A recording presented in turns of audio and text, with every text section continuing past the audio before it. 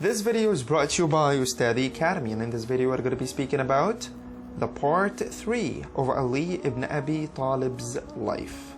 Let's talk more about his missions and military career. After the migration to Medina, Muhammad paired Muslims all together for pacts, and he is said to have selected Ali as his own brother, once telling him, "You are my brother in this world and the hereafter," according to Nasr. In this period, Ali acted as Muhammad's secretary and deputy. He designated Ali as one of the scribes tasked with committing the Quran to writing.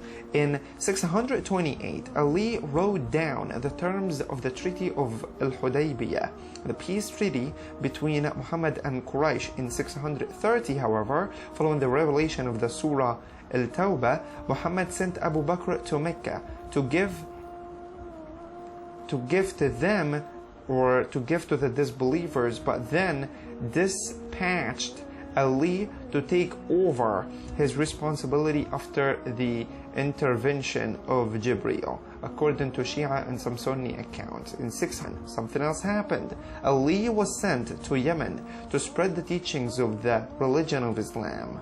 At the request of the Prophet ﷺ, Ali is said to have ensured that the conquest of Mecca was bloodless, and later rid Kaaba of its idols. As Muhammad was returning from the farewell pilgrimage in 632, he made an announcement about Ali that is interpreted differently by Sunnis and Shari'as, or by Shi'as, He halted the caravan, and he basically addressed the pilgrims after the congregational prayer during his sermon.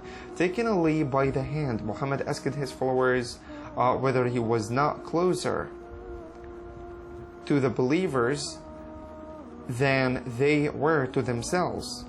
When the crowd shouted their agreement, Muhammad declared, "Whomever I am his Mawla, this Ali is his Mawla too." Right? So, the Sunni source adds something up to this. It adds that Muhammad repeated the sentence almost like 3 or 4 more times, and that after Muhammad's sermon, his companion Umar congratulated Ali, saying, "You have now become Mawla of every faithful man and woman." The election. When Uthman was killed in 656 CE by rebels from Egypt, Kufa, and Basra, the potential candidates for caliphate were Ali and Talha. The Umayyads had fled Medina, and the Egyptians' prominent Muhajirun and Ansar had gained control over the city.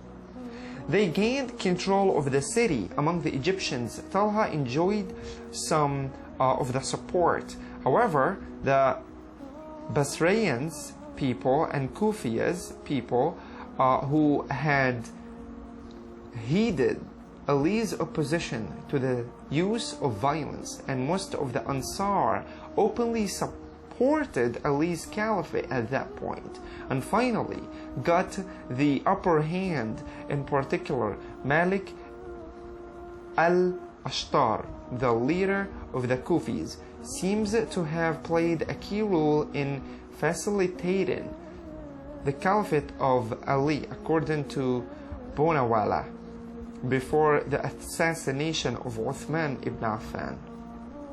The Basri and Kufa's rebels were in favor of Talha and Zubayr, respectively, after the assassination of Uthman. However, both groups turned to Ali.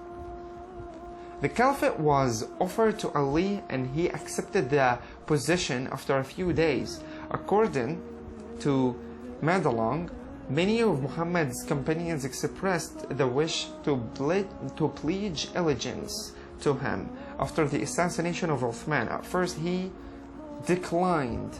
Aslan attributes Ali's initial refusal to the polarization of the Muslim community, with the ripples in their supporters calling for the restoration of the caliphate to its early years, and the powerful Banu Umayyad clan demanding the punishment of the ripples for Uthman's death. Later, Ali said that any pledge should be made publicly in the mosque. Malik al-Ashtar might have been the first pledge allegiance to Ali. It seems that Ali personally did not even pursue anyone for a pledge. In particular, Sa'd ibn Abi Waqqas, Abdullah ibn Umar, and even Usama ibn Zayd refused to acknowledge the authority of Ali at that point. Talha and Zubayr likely gave their pledges through they. Both later broke their oaths, claiming that they had pledged their allegiance to Ali under public pressure. There is, however, less evidence for violence than in Abu Bakr's election.